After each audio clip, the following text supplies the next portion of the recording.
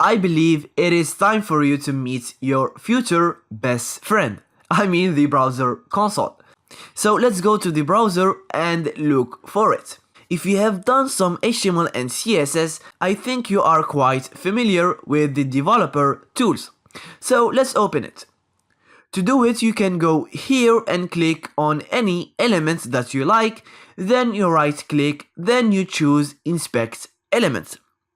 And you have the developer tools. Or you can go here, then more tools, then developer tools, and you will have the developer tools.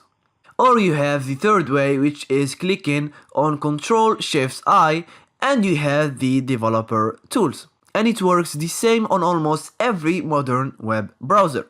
Here, if you choose the element tab, you can see the HTML structure of your web page. For example, here I can open the head element and see what I have in the head element. Or I can do the same thing to any other element. For this video, we will not focus on this tab. We need to go to the console tab, which is here. Here you can see some text that is being displayed. That's because of my text editor, which is using the live preview feature. You can ignore what you see here, or you can clear the console. To do this, you can right click, then click on Clear Console. Or you can go here and click on this icon. So let's do it. Great.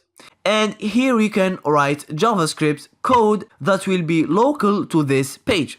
For example, we can type in alert from the browser console.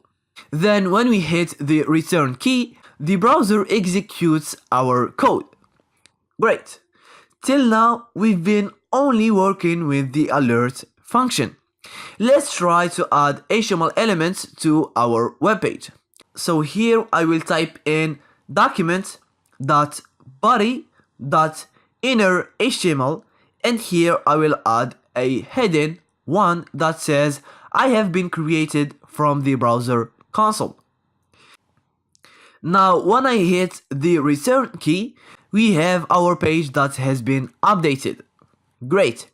If I want to add a paragraph instead of an H1, I can write document.body.inner.html and type in a paragraph created with the browser console. Or I can click on the up arrow and it will give me the last command entered, and I can modify it here.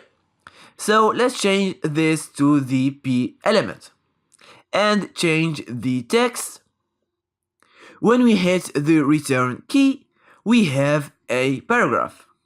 If you don't believe me, go to the Elements tab, open the body element, and here you can see the paragraph we just created. Great.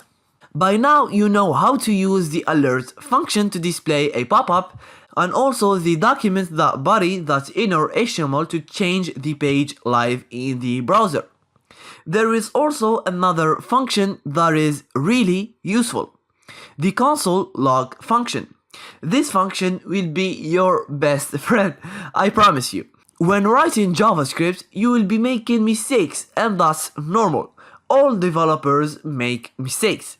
And sometimes you don't know why you have a certain behavior. And making use of the console log function will be really useful. The console log function displays a message here in the console tab. For example, if I type in console log, this is a text, you can see the text that I have written. You can also use this function as a way of communication. For example, you can go to the JavaScript file and here you write your JavaScript code.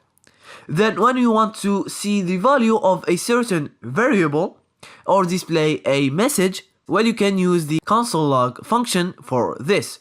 So I will type in console log, this is from the JavaScript file.